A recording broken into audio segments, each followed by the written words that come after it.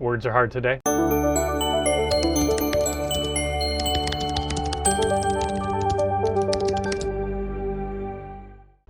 Hello, Flosstube. Today is September 1st, 2025. I am Jason. My pronouns are he and him. And thank you so much for stopping by today.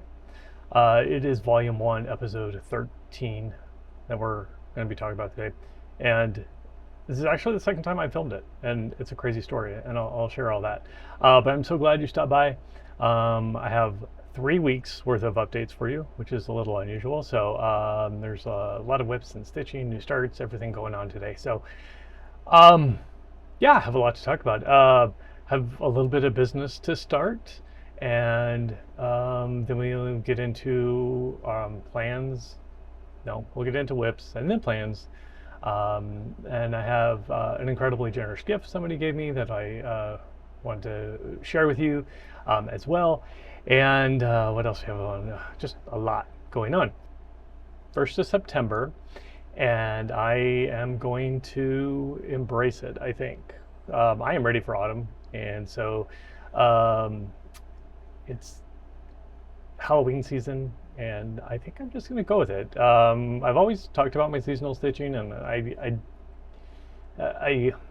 don't think I am naturally a seasonal stitcher, but I'm in the mood to embrace it now. Maybe it's just because I have no self-control and just want to start everything, but regardless, I'm going to just run with it and go. So we'll see what happens.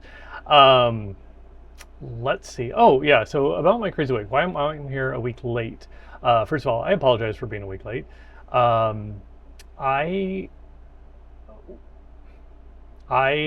was actually thinking that last week I was going to publish a video, and I knew that I had a lot going on between.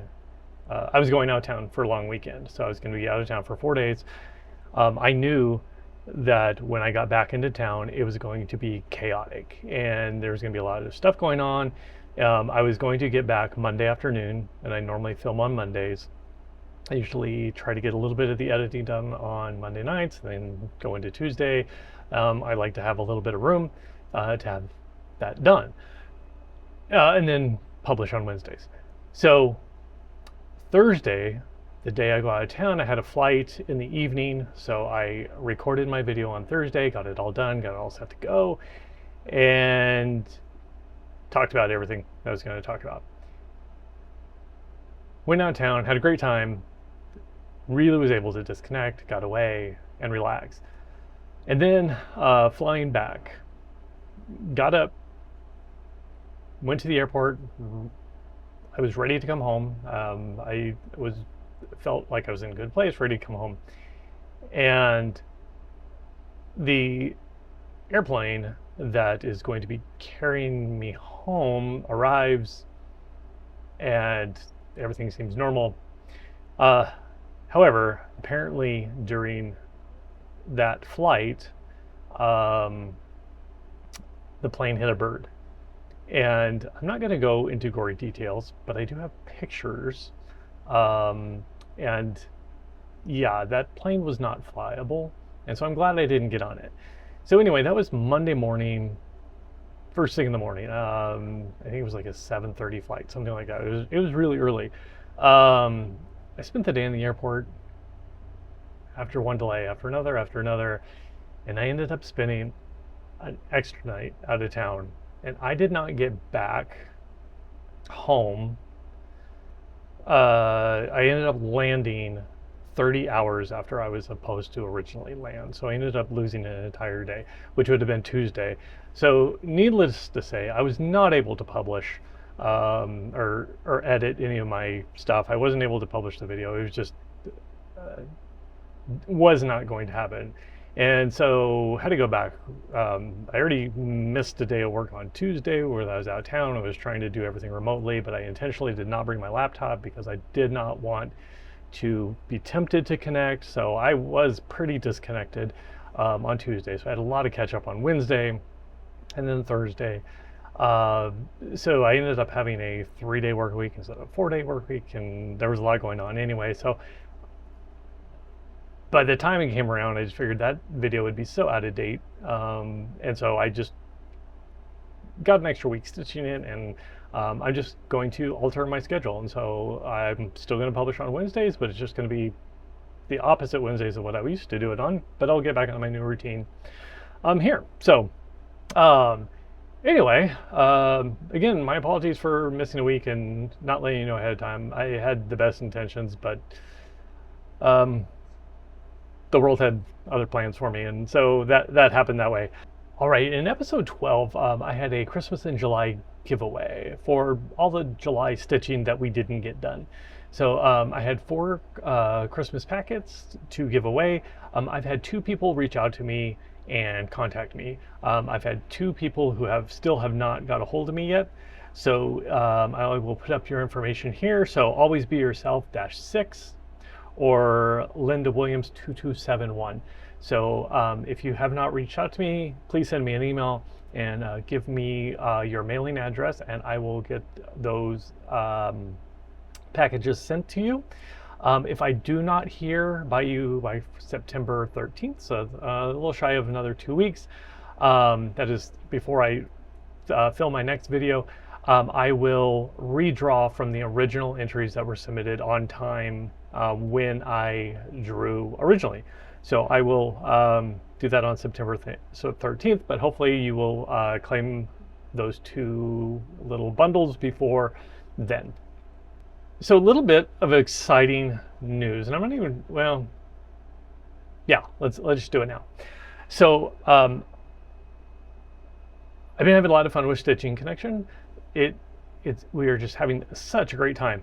So I am going to do something slightly different, but just to keep the community building going.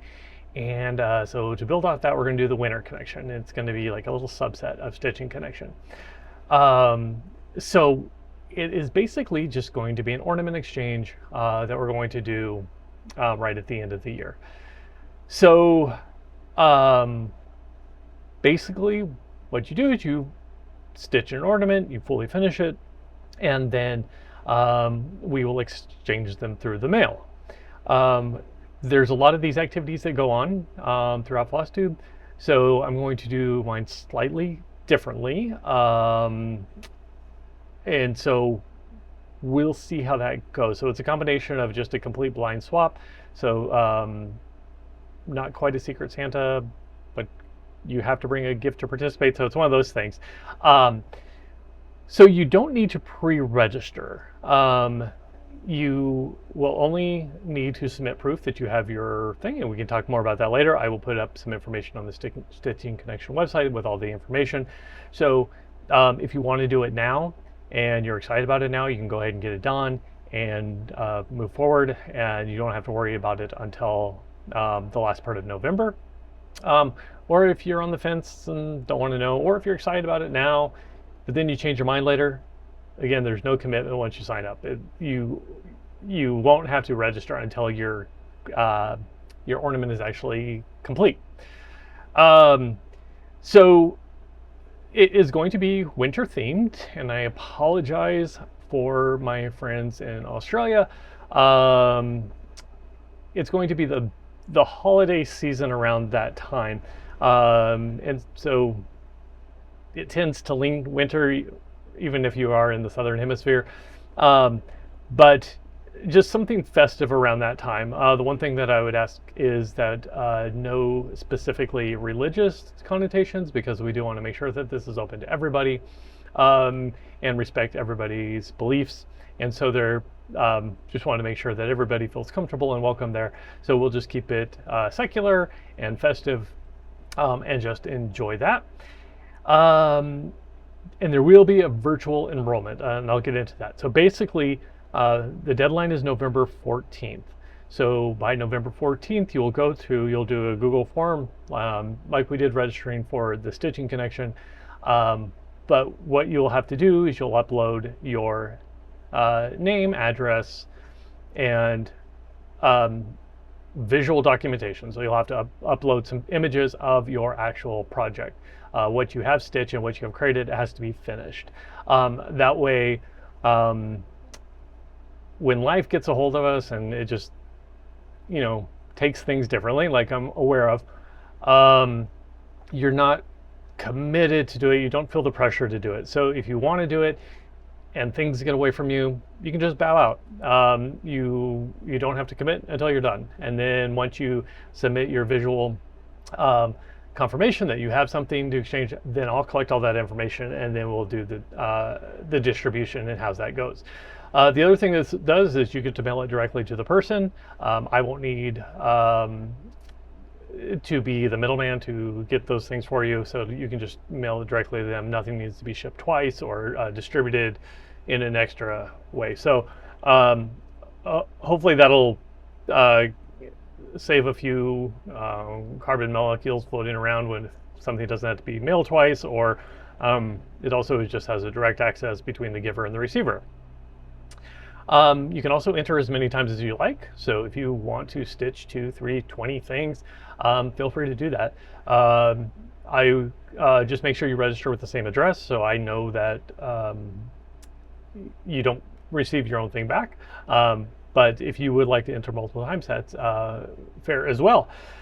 Let me see. The other thing that is going to be a bit of a challenge right now, with the way the world's working, Americans are a little disconnected from the rest of the world.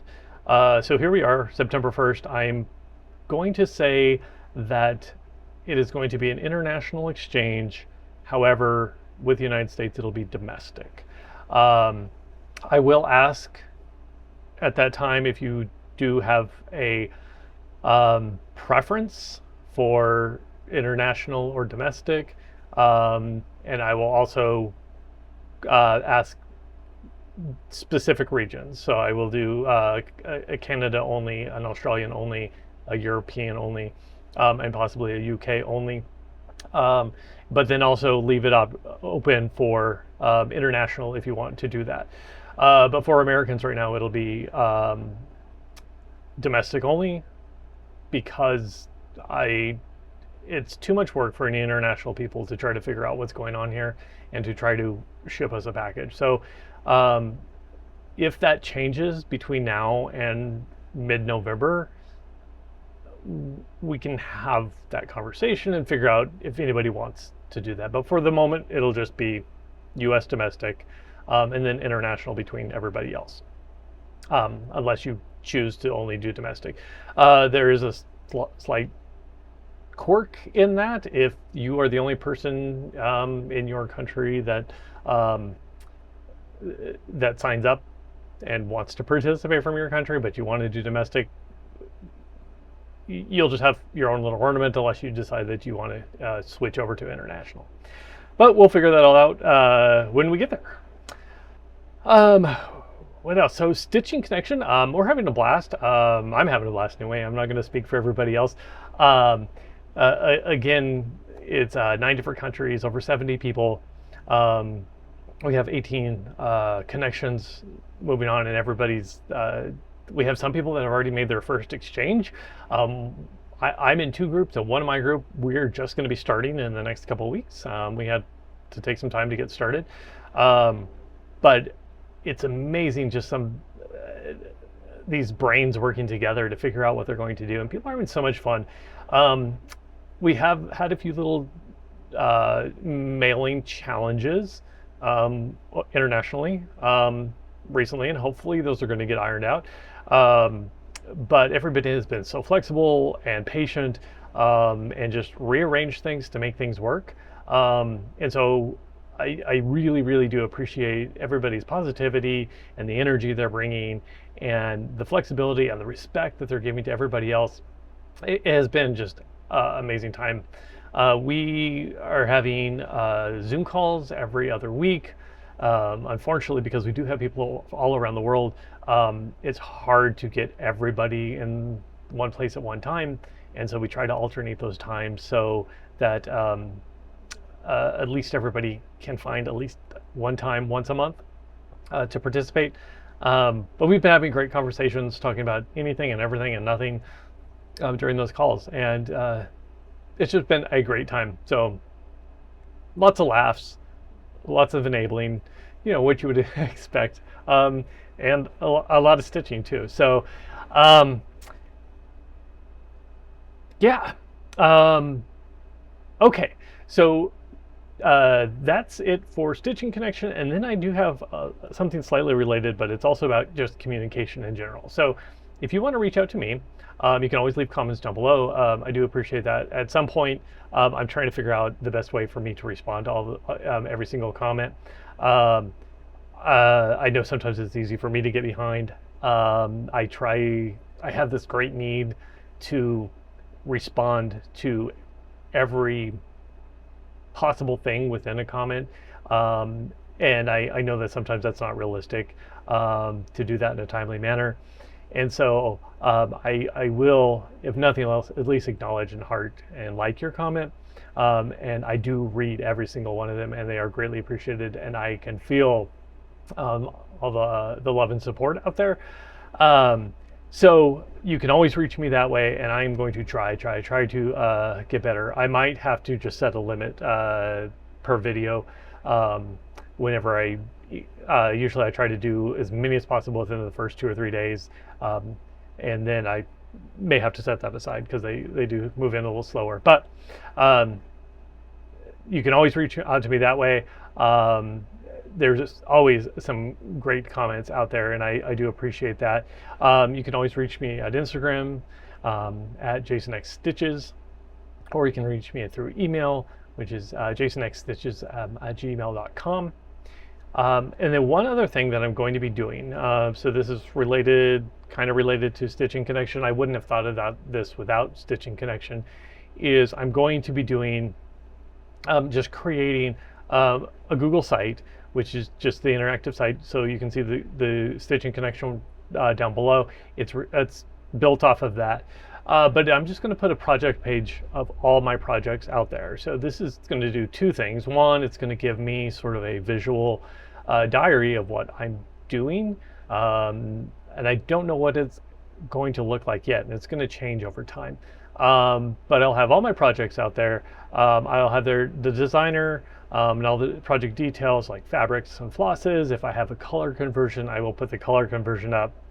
I plan on doing progress pictures so you can look at it from start to finish and see how things progress. So essentially everything that I do here per episode, it'll all be there, and you can watch one project through the entire sequence. So I'm hoping to do that. It is more of a wish for me to get that up and running and done. I have one project up there now. By the time you see this, there may be a couple more. It's one of those things where I just have to have the time to do it. So my goal is to, as I start a new project, I want to create the page and then keep it going. But I do have to go backfill everything that I've done. And I'll get there eventually. But for the time being, if you do have any questions about any particular project, reach out and I'll try to answer those. And that will probably get that project bumped on there quicker, because if somebody's asking a question, I'll probably have multiple people ask that same question, and so it's just easier to just put it out there for everybody. So yeah, that's it. So like I said, we'll move into plans.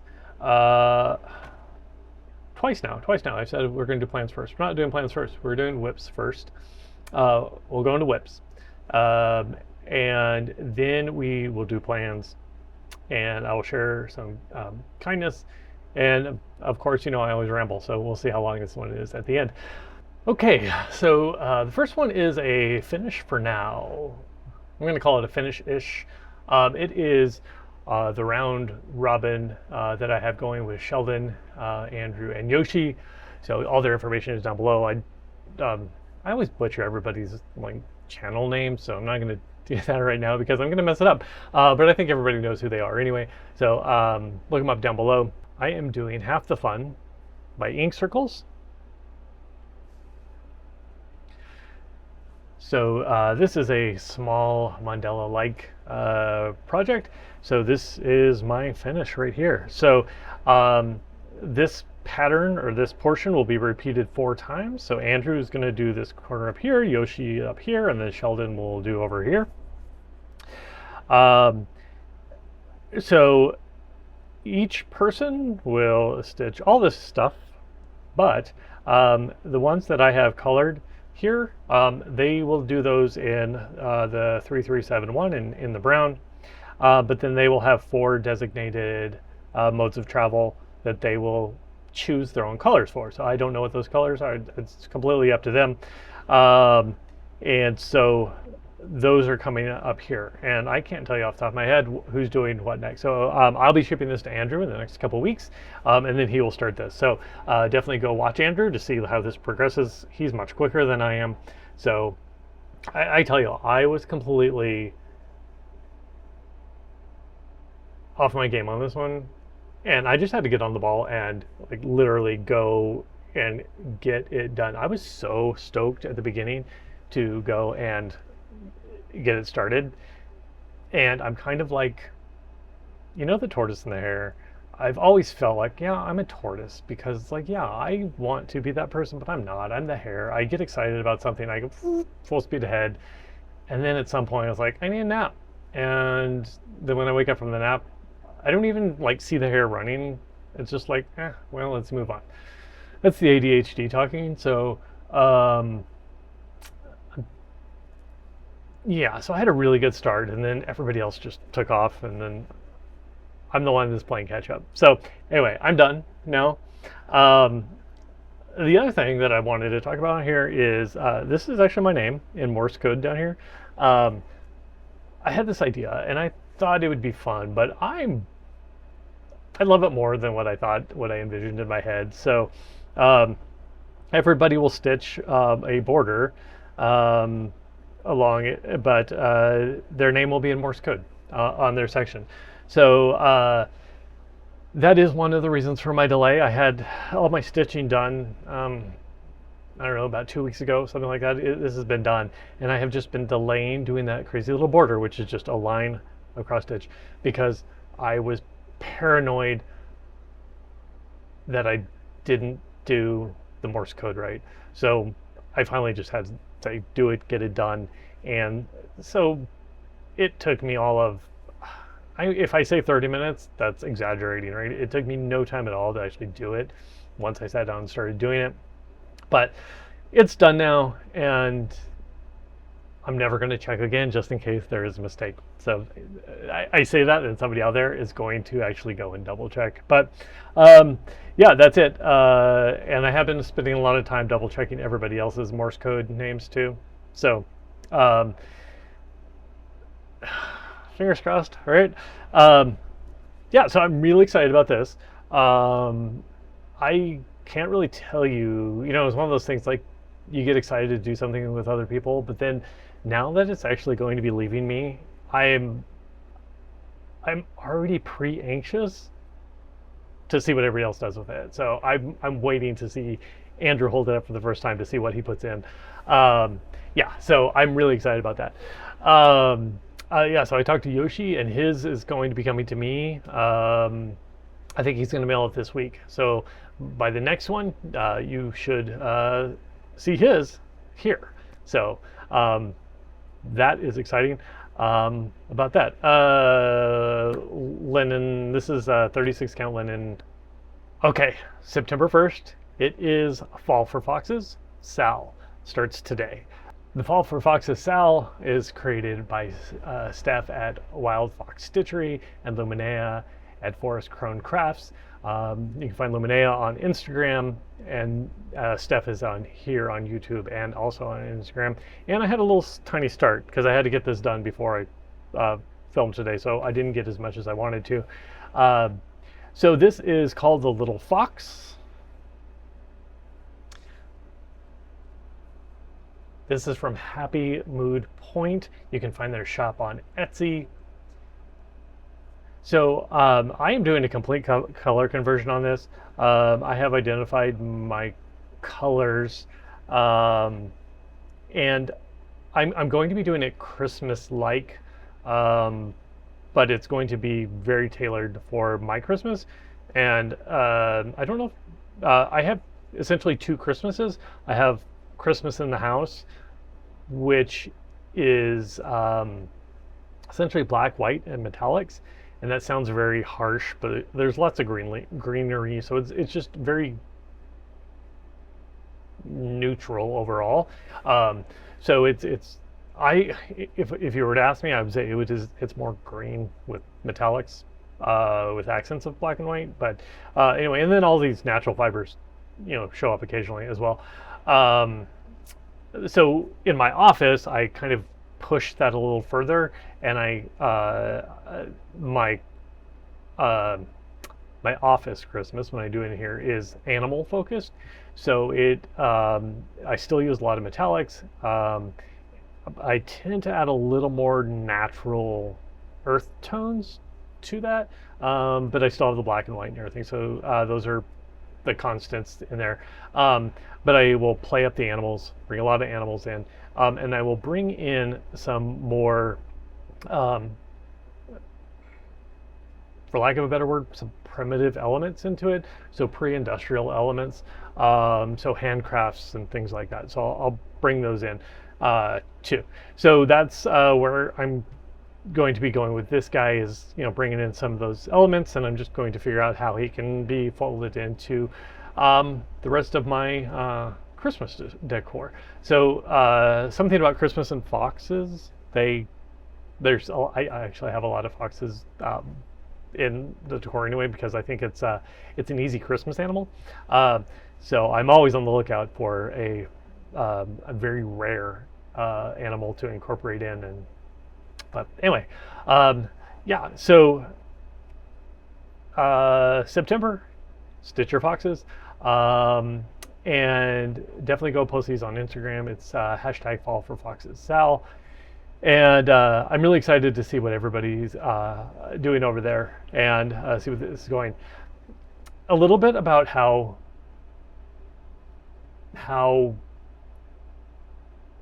fluid my brain is, right? When I recorded this video, I literally said that, and I believed it at the time, that I was not going to be doing this stitch along. I put it out there. I said it's coming up because Steph and Luminea are great people, wonderful stitchers, and I wanted to participate with them. But I just knew that I was like, I have so much coming up. There's no way that I could possibly do it. So I said, realistically, Jason, you cannot do this. So I said that, and I said, in support, on September 1st, I am going to stitch a particular pattern that had a fox in it that I already have going, even though I'm nowhere near a fox, and the pattern is not even related to a fox.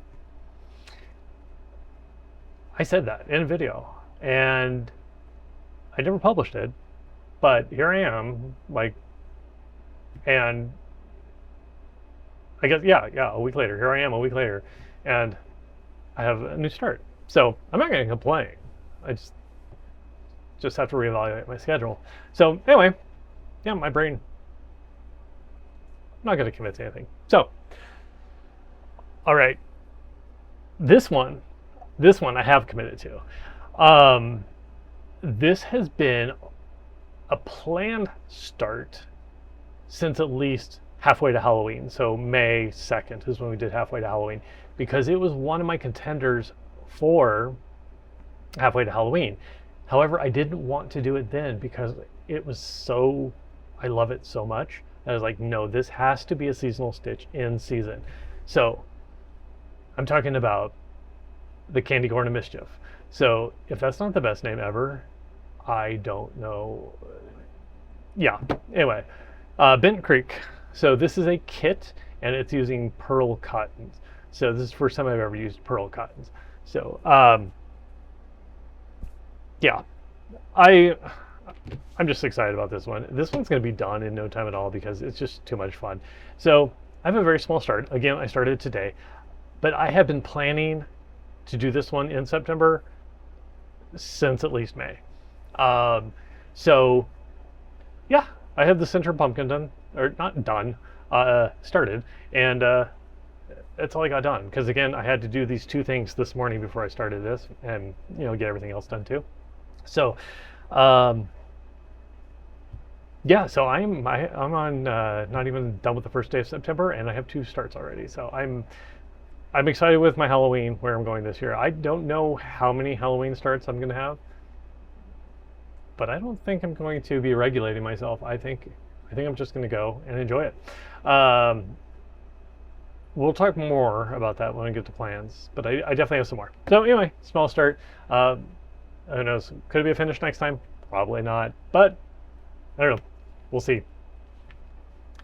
Yeah, so that is Bent Creek and Candy Corn and Mischief. We're still going on with Halloween, right? So, Night of All Fears, my original one. So, I'm gonna have to admit, I have been thinking about this all day long. I'm like, I need to go look at old photos, and so I know where I was last time, because it's been a while. And I went and looked at all my old photos so I could like recall. They were the photos that I took when I filmed the last video, so you had never seen them at that point anyway. And then I got distracted and I didn't go back and look at the set of photos before. So I really don't know where this was. So I'm gonna make it up, and hopefully I'm somewhat right. I think since the last time I spoke to you, I actually did make it to this edge. And if I'm repeating myself from the last episode, I apologize. But I think that this edge is a new place to be. And then I think I've done some fill in. I think I filled in some leaves and a few little eyes and just some odds and ends of things there. So I didn't make a lot of progress, but I got some of the structure in place. I'm really excited about this little pumpkin patch here, and that might have to wait until the end.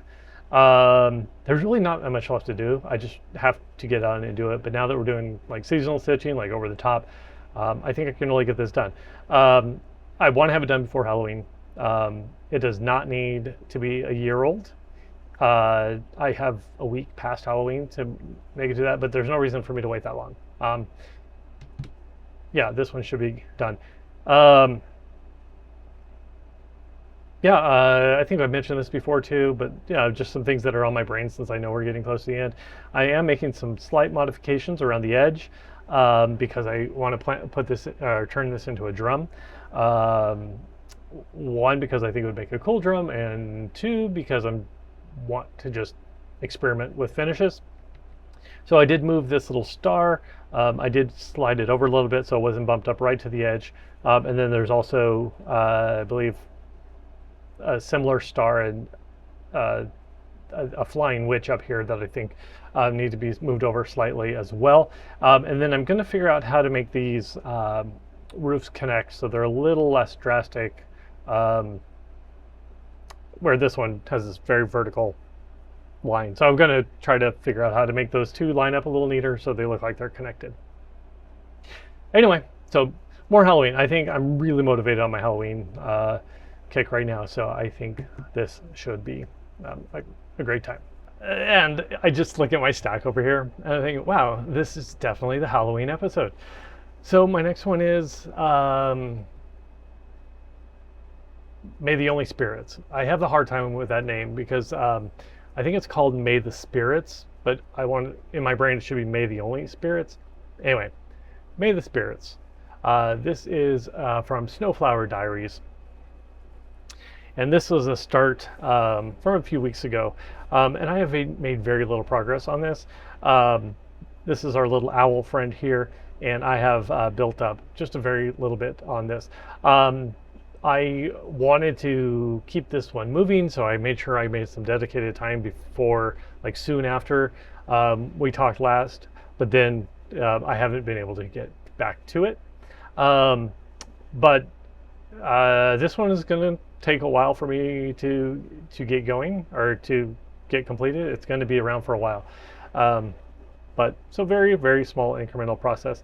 The other thing that you'll probably see in the next go around is some of my re-charting of the words. And I tell you, it's been so long that I can't exactly. I know this was your home and I changed it. It's going to stay our home. They used the word invade, and I'm going to use the word haunt. So I'll have to go back and look at all my notes to see exactly what I have done here. But yeah, This one, I love this piece. I was trying to get my little friend Nora to come and visit us today, but she was not interested in coming in here. So someday we'll get her to make an appearance. Okay, so because how many new starts? I've already had 2, right? So let's make it 3. I think that's all I have. And of course it's Halloween. So this is the Steady Thread 2025 Halloween SAL. I'll go ahead and put a picture up, and this is just the first release of the SAL. It'll be about a month, I think mid to late September, when the entire thing is released. So I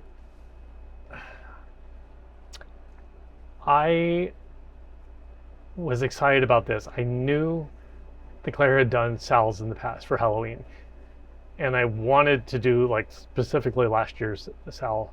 I didn't know about it at the time. I've recently discovered it like sometime in the spring. But I figured, okay, well, she's going to do another one in 2025. And for some reason, over the past like 2 months or 6 weeks or something, she had done another release, and it was a significant release. And so I was thinking, well, she's not going to release a Halloween SAL. I mean, she hasn't said anything about it. It's been quiet. So I had pretty much convinced myself that it wasn't coming. And I was like, well, that's okay. I have a lot going on.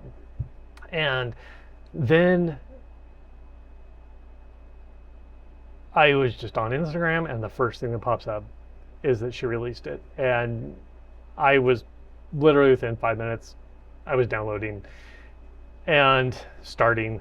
It took no time at all. So anyway, pleasant surprise. We're doing the 2025 Steady Thread SAL. If you're not aware, Steady Thread is a blackwork designer, so this is blackwork, not cross stitch, but we don't care. We like to have fun with it anyway. So blackwork, it's a different kind of soothing than cross stitch, but love it, love it, love it. So this is just 2 threads, I think, yeah. So about 2 meters worth of thread in there. So I just sat down, started doing this, and I put it down after 1 thread, and then had to go back later and just do another one.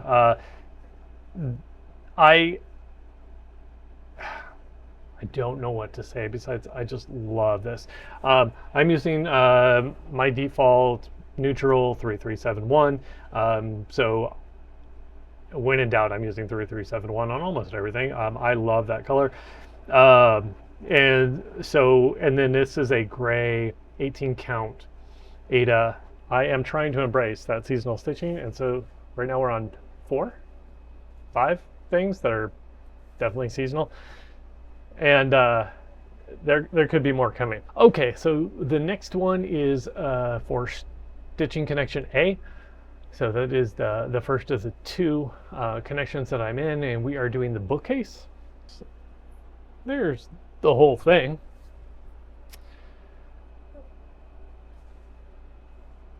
So I think the last time you saw it, I was somewhere in this area here in the middle, so I've worked my way down. I know I've mentioned this before, is I don't like floating in the middle of a piece. It is completely irrational. It is not something that should make any sense. I like starting at the bottom, and I like a foundation, and I like building up off that foundation. So this piece, I started in the middle because I don't have very much leeway on my fabric, and I wanted to make sure that I did not make a mistake in my calculations. So anyway, I have about 2 inches there on my right and left margins. I have plenty on my top and bottom margins. So anyway, I didn't want to make that mistake, so I did do a middle start, which is not my preference. I would always prefer to start at the bottom. And so I worked my way down. I did move up to begin with, because I do like building as if you're starting at the bottom. But then I was like, no, but then I'm gonna have to work all of it down. So I decided to move down, and then I can work all of it up. So I'm starting to build this bottom down here. I'll work up one side and then the other. I think we talked a little bit about me adding a metallic in here. I've come to the decision I'm not going to do that. I'm okay with where it is. I am pleased with the way it's turning out. And if by chance I need more embellishment at the end, I will do it then. But right now I feel like there's going to be enough going on, and I don't necessarily think that I need to add that level of detail when there'll be so many other things to focus on. So I'm not going to go back and do that right now. Okay, so this is a 28 count cashel linen. It is called Portobello, and it is a fabric of the month by Stitch Me. I'm probably the most far behind in our little stitching connection, which probably is a theme that we're picking up on, that I will be the one that's always behind. But what we're going to be doing is there are 3 levels of books. And so the original stitcher will stitch the entire bookcase. They make all the decisions about colors and what it looks like. And then when we do our rotation, the first person will stitch the top. And then at second rotation, that person, so it would be the third person overall, will stitch the second. And then finally, the last person to have it will stitch the bottom bookshelf. And then within that, you can use the palette and do all the books yourself. So we'll be making some changes for signatures and how we identify who the stitchers are. So it might be a name on a book. We'll probably change the plaque. Instead of Home Sweet Home, it'll say something else. So we will figure that as we go along. Anyway, I love how it's progressing. I am doing a blended floss. So I have 2 different colors of floss in here. I'll have to put those down below because I can't remember them off the top of my head. And so trying to get a little more of a wood grain texture in there. So I'm really pleased with this. I am actually glad to be done with this center portion. I really do like just back and forth horizontal stuff. However, this is, I think I was doing only 12 stitches across, and so it was a really repetitive on that back and forth. I felt like I was turning around too often, so I'm really looking forward down here to the bottom where I just go back and forth over a long stretch. So I think I should start making a lot of progress now down there. So again, this is the bookcase, and this is for stitching connection A. All right, next up is See You in Spring. This is on a 28 count linen in the color clay, and it is by Mama Witch Cross Stitch. I'll just have to show you. So I did iron that, but then I think I moved it around too much. Good news, our frogs are starting to take shape. Bad news, if anybody wanted little Toad to have an eye this time. I haven't got around to him, but I feel like they are starting to actually come together. I have spent a little time just filling in the final little gaps down here. This snail is coming together. I've done some fill-in over here on Frog, got his head put on. I think he just had a lower jaw, and then starting to spread things out. I don't know why there's a thread there. I hardly ever leave little threads hanging around. So, yeah, so I think this is moving along pretty well. I have been exploring a little bit with this one when it comes to trying to look at the number of stitches that remain in each color and really focus on that. So I've already eliminated 2 colors. I guess that's not a lot because these 2 are only used down here, and so that's we'll see. Anyway, I'm kind of experimenting with that. So this green 469, so the top of his head, this little portion right here, or little Toad's pants over here, that is a lot. There's a big laurel wreath up top that kind of covers. So there's a lot of that in there. So I'm really paying attention to how much color is left in each one, and so I'm sort of driven to start chipping them off because there is so much color change in this one. I know that I have been talking about kind of building out, and I kind of got into this little weird space down here for me to continue to move up this side where everything was just so patchy that I really didn't have a good place to jump off to the next thing. So that's why I decided to go finish little frog up there, and then so that way I have more jumping off places. This is my priority project. It needs to be done in the next 6 weeks. So look for a lot of progress on this one. And we're just going to pretend that they're Halloween, so that way they get some attention during the seasonal stitching. But they will be, I should be making a lot of progress on this as well. This is my morning stitch, or at least on paper it's my morning stitch. It hasn't been lately, just because I haven't just had a lot of time to sit in the mornings and get ready for the day. So I've either been traveling or like had a lot of early morning commitments. So yeah, looking forward to just starting to fill in all these little tiny things. There's a lot of little details that are just little tidbits of things. So with Baldaquin Birdies, which we'll talk about, being monochromatic, you can just go and stitch. But this one, there's a lot of color changes. And you have to do a lot of thinking about how you're going to plan where those colors, so you're not constantly changing your thread.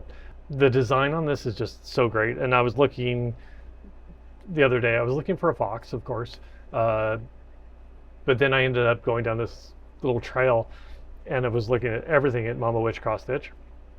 And there was a Halloween one there that I might do. I'm really tempted to do it because her designs are just so enjoyable and so well just put together. So anyway, maybe you'll see more of that. So that is see you in spring. All right, Baldaquin Birdies. This is my whip into shape, and also doing the 2025 SAL. So a couple weeks ago, I was thinking that I need to be realistic and thinking that I wouldn't be able to get this done by October 31st, which is the official end of the SAL. Does it matter if I get it done by then? No. However, it's the first SAL that I've ever joined, and so I have a little motivation to actually get it done by that time, because I would like to say I joined the SAL, I got my first one done, and then I decided that SALs are not for me because I don't like being on other people's schedules. I want to do the schedule that makes sense for me. So anyway, so this is also my whip into shape challenge. And so since Andrew had to change some of his plans, and he's now going to be running the New York City Marathon, I had been really motivated to keep up whip into shape, but it was supposed to be done already. But now that I have another 2 more months to get that done, maybe I can actually do this. So I'm not saying yes, it will happen, but I think that there's a possibility, and I feel like I have the motivation right now to get that done. So here's where I am. So this, I feel like when it comes to real estate on the fabric, I don't feel like I pushed that much forward, but I got this huge chunk done in the center motif here. And that's a lot of stitches. So I got a lot done there, and I've been building up here. And this, again, I should have gone back and made sure that I actually looked at what you've seen last time. I think there may be a little bit up here, but I'm not sure. And I've had this conversation twice already, talking about this piece once, since you've seen it. And it's been 3 weeks, and I've slept a few times since then, so I don't know. But I do know that I got this done. I started when I was on the Stitching Connection Zoom. I had this one with me, and I was working somewhere right up in this area, and that was just a little over a week ago. So I've got a good chunk done. I know I've got, in the past week, I have exceeded my weekly goals. And so I'm really excited about that. I'm going to try to fill in this area here, and then move down. So this bottom portion here is the end of the August section. So there should be a September and October section down here. I will go and build that final marker down here to indicate where the bottom of September is. That is just a visual marker, so I know kind of like that's what I'm working towards. And that's sort of my goal on my target.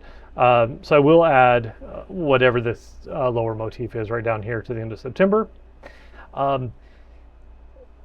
So anyway, yeah, I feel like I have gotten so much done and made such significant progress in the past 3 weeks on this. I'm further along than where I would have been the last time that I talked to you about this. So it's more just plugging through and keeping this going. The one thing that I have learned from this particular piece, I am enjoying this piece. This was my first, it was very early. I think this is my 4th or 5th project. I think 5th. And I was intimidated at the time. I was just getting into anything that wasn't Ada. And so really going into some of the even weaves. And so I was worried about going to anything bigger than 28. I was going to start at 28. And now that I am there, I really enjoy doing tiny things. And so this is a little bigger than I would have wanted to. So if I had known now what I knew, if I knew then what I know now, in December when I was planning this, in January when I started this, I would have actually done it on a 32 or a 36. But that being said, I love it. And I know that in the future, I will probably not do something this size on a 28 count fabric. But, speaking of fabric, this is 28 count Lugana in the color of mushroom. So anyway, that's not a complaint, nothing wrong with that. Everybody knows I love modern folk embroidery, but it is just one of those things where I'm learning exactly what I love and how I want to stitch things. So yeah, for some reason I like little tiny things. So, and speaking of little tiny things, we're going to move on to mini SAGA. Okay, if I don't knock everything off my desk with this crazy frame. So here is our little SAGA friend. So this one is one where I really have forgotten exactly what I have done since the last time. So I think that I have, well, I know I got the goose. I don't think you've seen the goose before, the little bottom of the goose. And I think I got maybe this tree, maybe both trees. I don't know. So anyway, making progress on that. I have got a good chunk of that up there.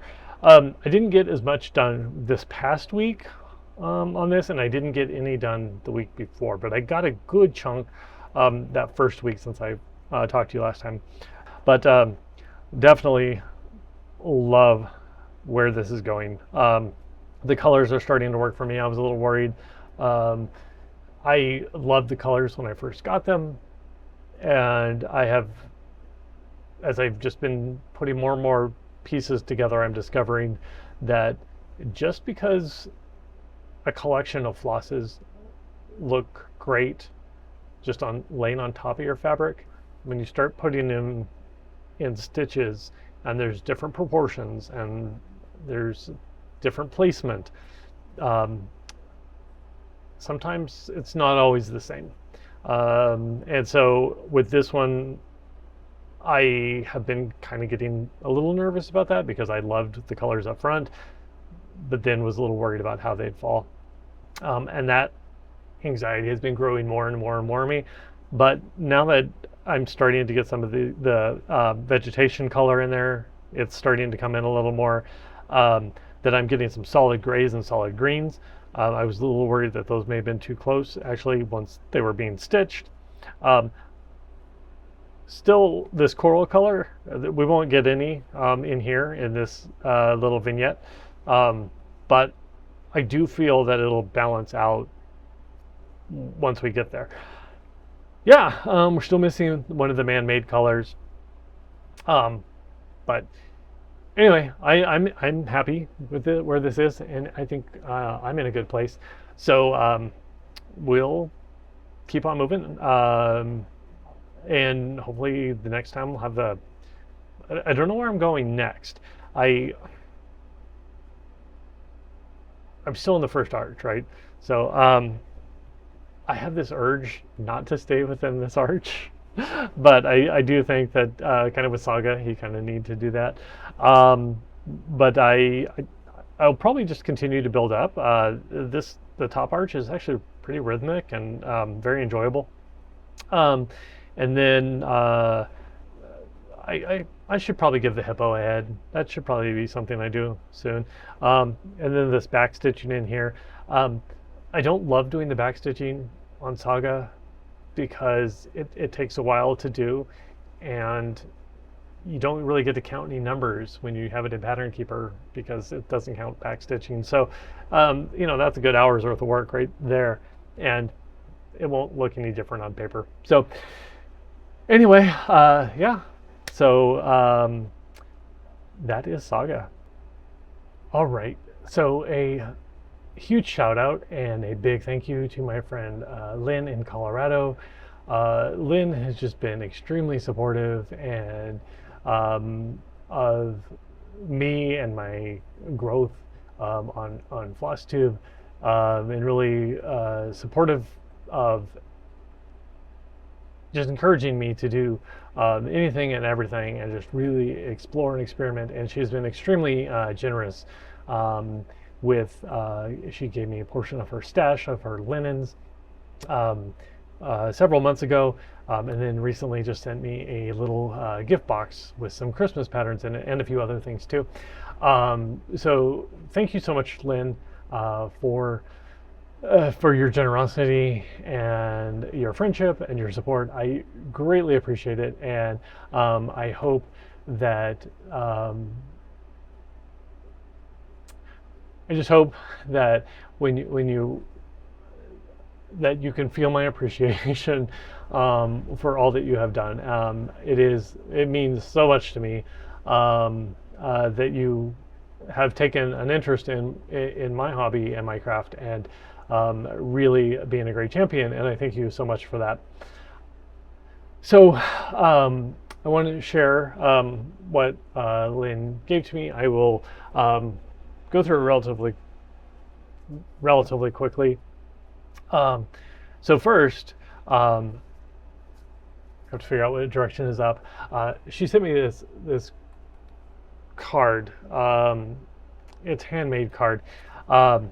It is sturdy card, and I won't share the sweet message inside, but it is very wonderful. Thank you again.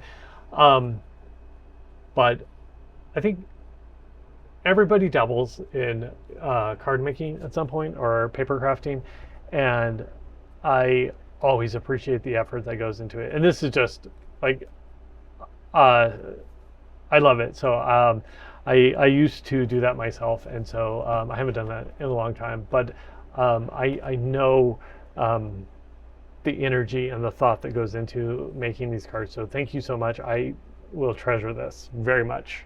So when I went and picked up the little package at the post office, I was shocked about like the size, because literally there's a stack of magazines that Lynn sent over. I'm not going to go through all of them, but there's Punch Needle and Primitive Stitcher magazine. I did not know this magazine existed, but there's some great stuff in here. I'm not sure that I have the skills necessary to do Punch Needle, but there's some great patterns in here. I actually have a Punch Needle needle, I guess. I guess that makes sense. So maybe I will try that. Just cross stitched the Halloween special edition from last year. So I've seen a lot of these already around. So some of this might make the list this year. And then just some other just cross stitch magazines. So thank you so much for those. I have looked through these and I'm definitely inspired on. So everybody knows these two. Ladybug Picnic and Botanical Bee. So these are just great patterns, hands-on design. So these were on my list, and I know they're on my Pinterest somewhere. I didn't realize how small they were. And so they're so well done that I was assuming they were so much bigger, but they're actually pretty small. So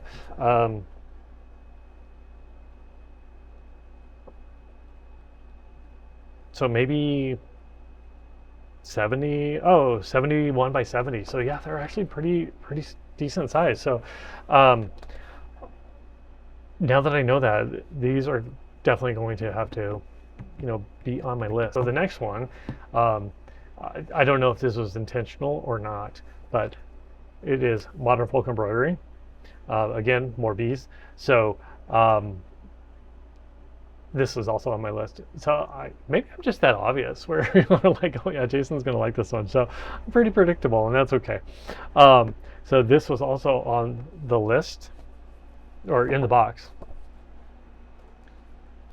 Okay, and then finally, the Seasons of the Trees.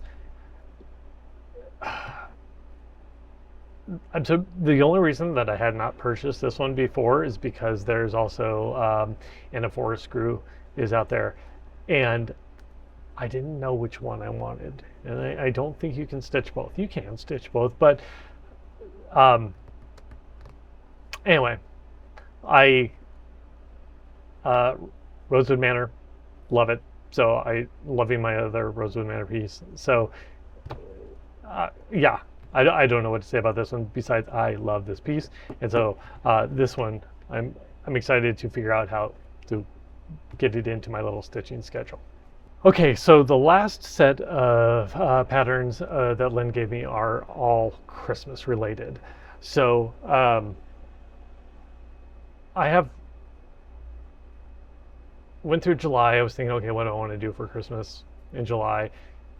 And I never settled on anything, and so that's kind of why I didn't get anything done. And then I just really didn't have any solid Christmas plans. And I think that's also because I have been trying to reevaluate my little Advent calendar too. So I think my brain was just all messed up. But I get this package from Lynn, and now it's just a matter of making a decision because, yeah, there's some good stuff in here. So. First one, Santa's a Fable and Fantasy. So look at those little guys. Yeah, so much fun. I think this one, Better Homes and Garden, I think it was from 91, 92, I think, when I looked at it. So yeah, that's the first one on the list. Just wait. Little Winter Walk. Oh my goodness. The Knotted Tree. Look at the little mittens on that little guy. Oh my goodness. So much fun. Okay, so this is absolutely like the craziest portion of this little gift. So this is Country Cottage Needleworks, and it is Santa's Village. There are 12 separate patterns for this, and Lynn sent me every single one of them, and each one is like a little themed thing in Santa's Village. So yeah, so there's all of these, and there's more, right? And not only did she send me all the patterns, each of these has little buttons or medallions that you stitch onto them as well. And so she sent all that as well. So that's over the top, too much, crazy, but this one might be high on my list to do. This one might take some time. I'm also thinking there are 12 of them. There's 12 months, so maybe it's something that I spread throughout the year. So that seems like a big undertaking. But then I have these two things.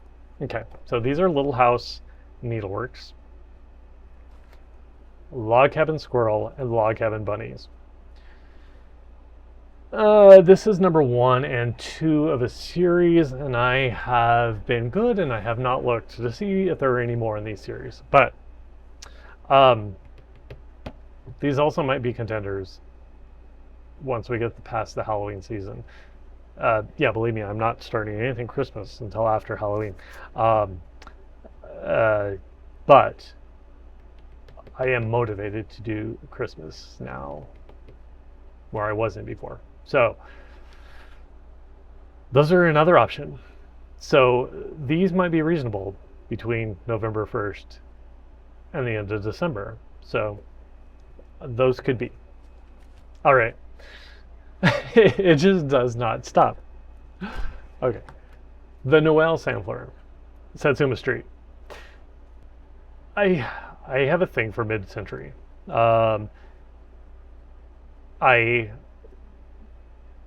My house is not mid-century, but I do have some, pieces that are reminiscent of mid-century. I have a pretty eclectic style, and so I bring in a lot of things. So I've been thinking about this one, and I actually, when I was in Denver in May, I believe it was, I might be wrong, but Lynn finished this one, I believe, in May. And that's when I first discovered it, when I saw that she had finished it. And I was thinking, oh my goodness, I'm going to do that piece.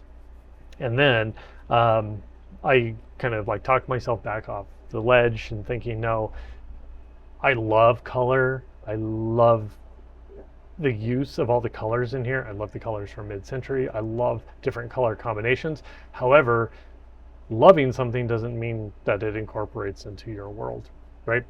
When it comes to color palette, and that's just not my Christmas colors. But then I was thinking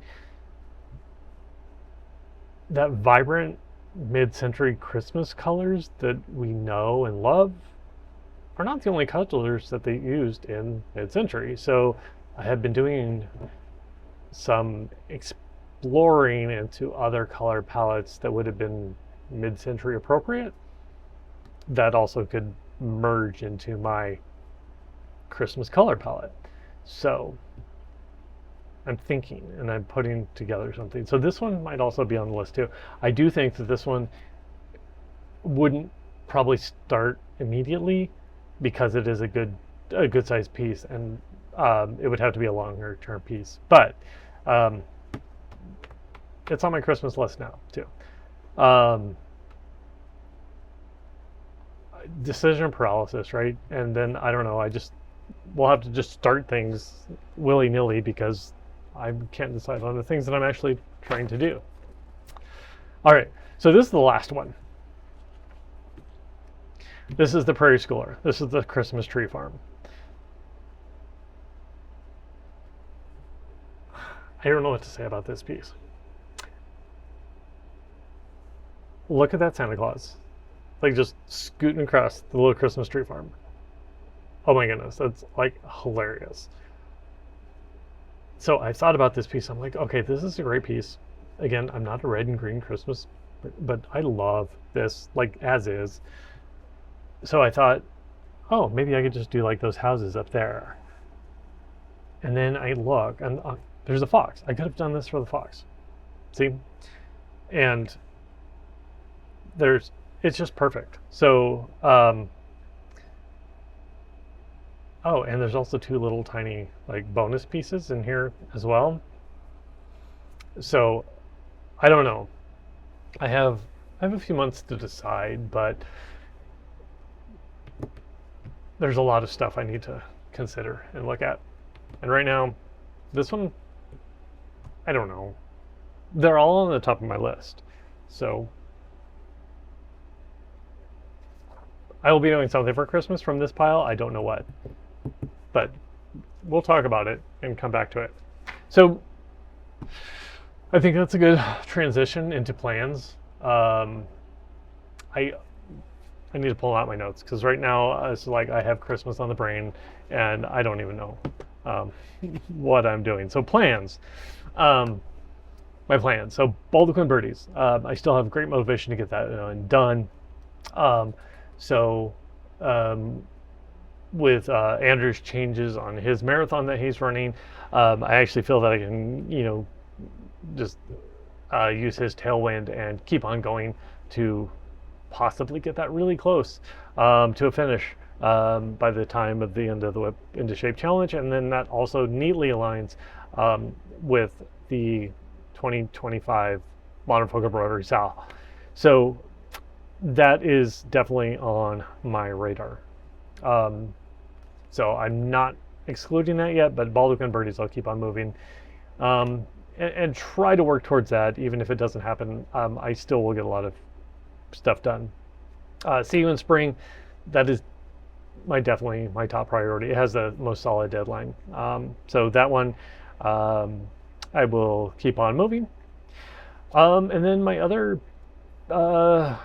big thing right now is just to try to enjoy seasonal stitching of autumn and Halloween.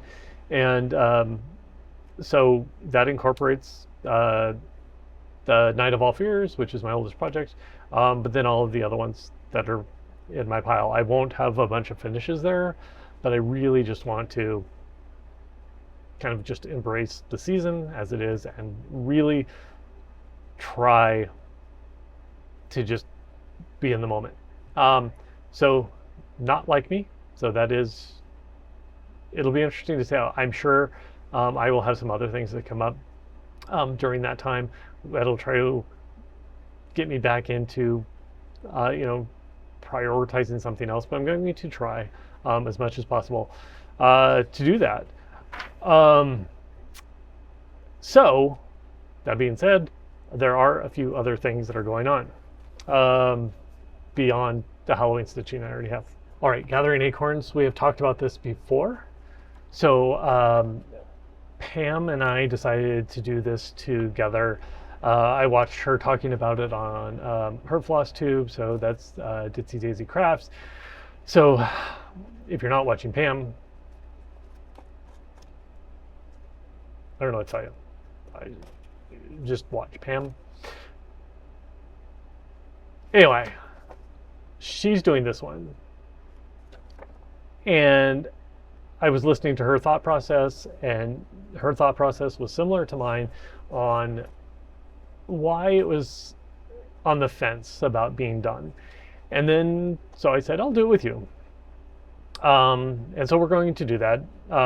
We've talked about a September 1st date, and I explained at some point why we selected September 21st. And I explained at one point why it was September 21st. And I might be repeating myself, but you may have never seen it because it could be in that last video that never got published. So I don't know. Sometimes I know I say things, but then I don't really know if anybody actually ever heard them. So anyway, we're doing this. Let's see. Tommy from Tommy Creates is also going to be joining us, and Martina from the German Stitcher are also going to be doing this as well. So if you're not watching them, I will link them below. You should definitely go watch both of them. And I don't know who else. I think Pam has a better sense of everybody who has said they're going to do it. I know I have a handful of non-floss tubers who have reached out to me and said that they are going to as well. So it's going to be fun just to see how everybody is translating what they want out of this piece, because I do think that we all have different ideas about what we love about it and what we'd like to do differently. So that's coming up soon, and I'm excited to actually get started on this. I have a lot of ideas bubbling around in my head, and I'm curious to see exactly like what comes out of it. So again, gathering acorns. If you want to join us, by all means. I probably have somewhere in my notes to talk about this later. But I was thinking of doing something a little different and fun since it is Halloween, and I love Halloween stuff, and I don't always have time to go look for Halloween stuff. I thought if you're stitching on something Halloween, go ahead and you can always like tag me on Instagram or send it to me on Instagram. But if you wanted and you're interested, I thought about actually like sharing everybody's work here. So if you're interested, go ahead and email me your progress on what you're stitching for Halloween, and I will share it here over the next, I guess, 6 weeks or so, 2 months or so on what everybody's stitching, and so we can see, discover all the patterns and everything, and just share our creativity with everybody.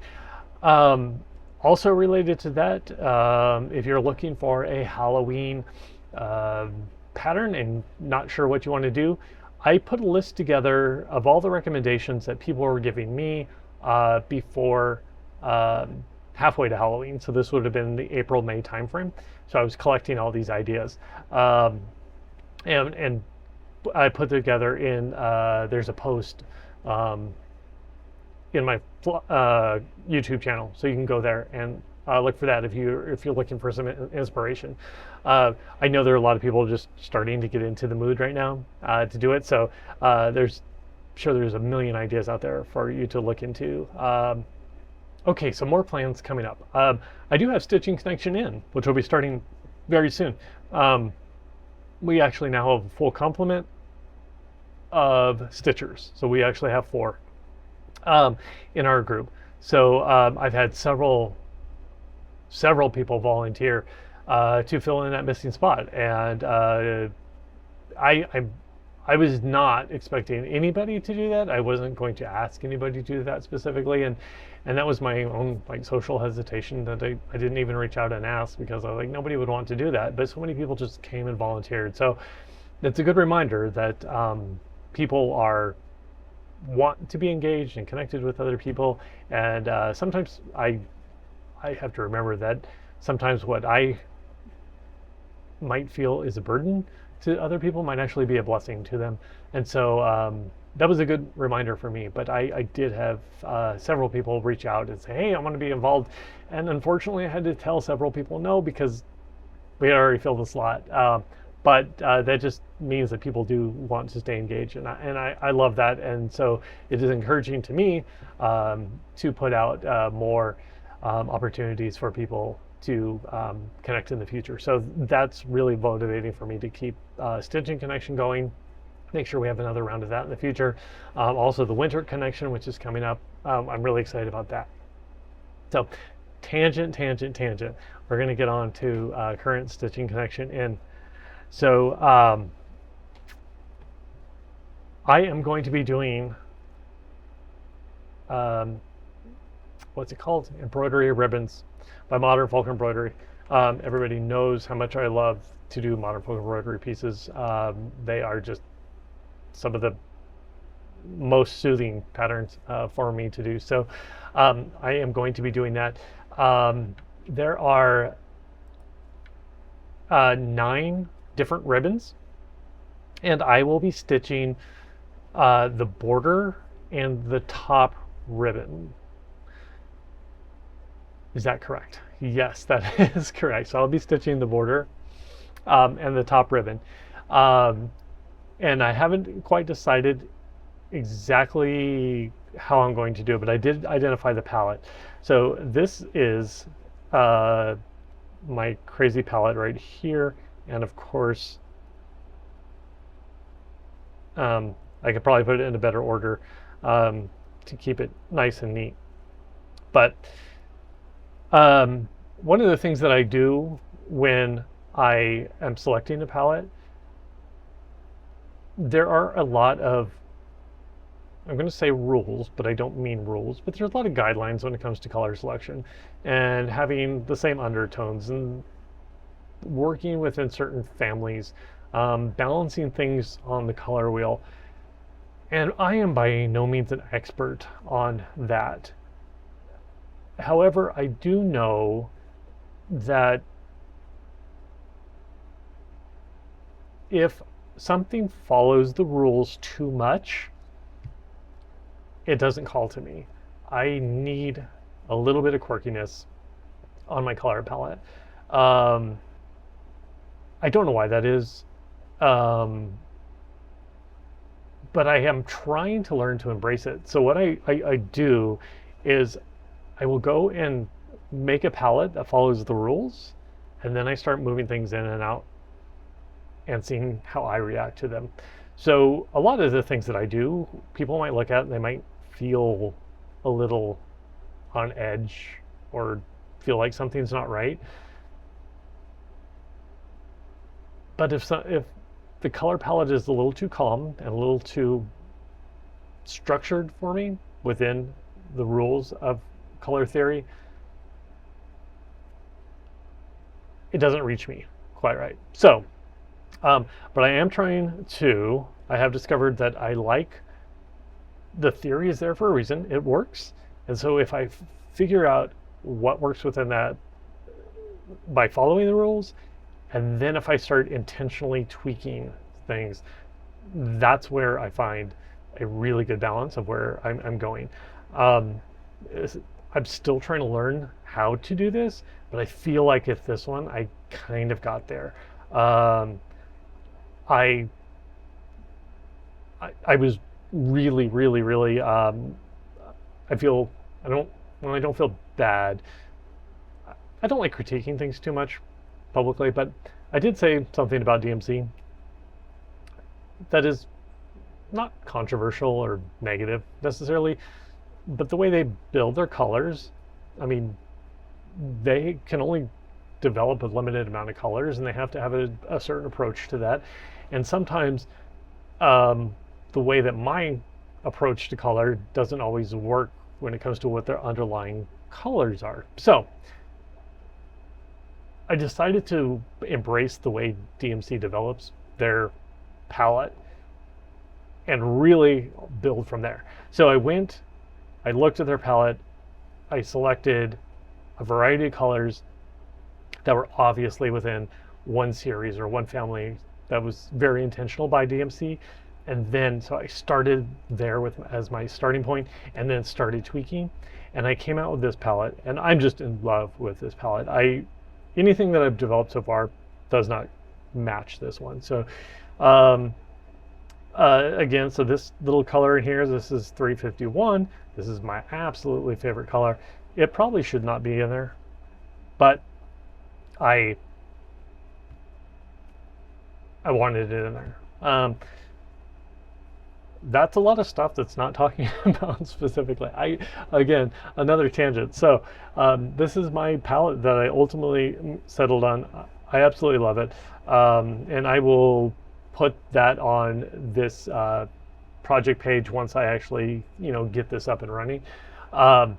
So what we'll do, I'll do the borders again, and I will do the top ribbon. And then when I send this out, the first person will select any two ribbons that they want to do, and they can have their free reign using these colors.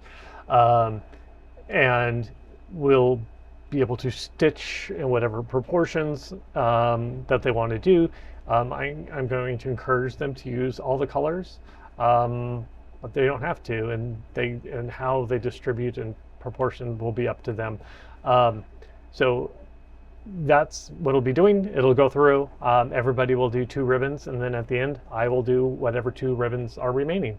The one thing that I do think that worked out perfectly on this pattern is there are three words in Dutch at the top, and I think it is hope, faith, and love. But I am going to rechart those, and I'm going to put in the names of my three fellow stitchers. So that is Kaya, Jen, and Abby. And so their names will be on there too. So I will let them actually stitch those little motifs up there. So yeah, so that way they'll have a place in there. So they not only will their names be on it, but they'll also have a place or decision how the colors play off each other and how that all works out. So I'm really, really excited about this, and I can't wait to start. We're going to be starting in the next probably week or so. We are waiting for one package to be delivered with, I believe, fabric coming. And as soon as that gets here, we're going to schedule a Zoom, and we're all going to start our pieces at the same time. We each have different pieces, so it'll be fun to see what everybody selected and how they are encouraging us to be creative and what kind of rules they set on us, and what kind of boundaries they put on us. I heard something the other day that was good art requires good decision making, something like that, and like it's really how you eliminate every possibility and really narrow it down to your own possibilities. So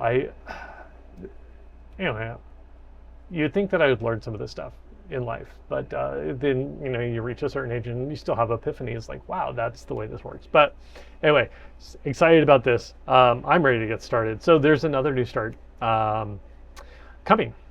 Some other miscellaneous things that are coming up. And so I know over the past month or so, 6 weeks or so, I've really been looking at my own personal approach to cross stitching, and how I balance my need for rules and structure, and how I also just balance my need for just being creative, and really just pursuing something, or letting my emotions speak for me for that day, or really giving me what I need. I have this internal thing where I like to anthropomorphize almost everything in the world, and I have a huge sense of guilt if I neglect something. So I am aware of that. So I am also very cautious about just overloading myself with whips, because then I will feel the need that I need to be doing something. And if I'm not giving them the attention that I feel they deserve, then I will feel guilty about that. And I don't want any of that. I want to be able to celebrate and spend time with each of them in the way that's appropriate without all that coming in. And I understand it is slightly irrational, but emotions are not rational things. They are definitively irrational. They are emotional, and so both are necessary, right? Our rational brains and our emotional brains are there for a reason, and finding that balance is, I guess, probably reaching a comfortable place in your life where you can live in that balance between the two. So I've been trying to do that, trying to figure out what that means. So I do have some kits that are that I have kitted up, and I'm of the mindset, right? It's like they're there. If they bring me joy in a moment, why not start them?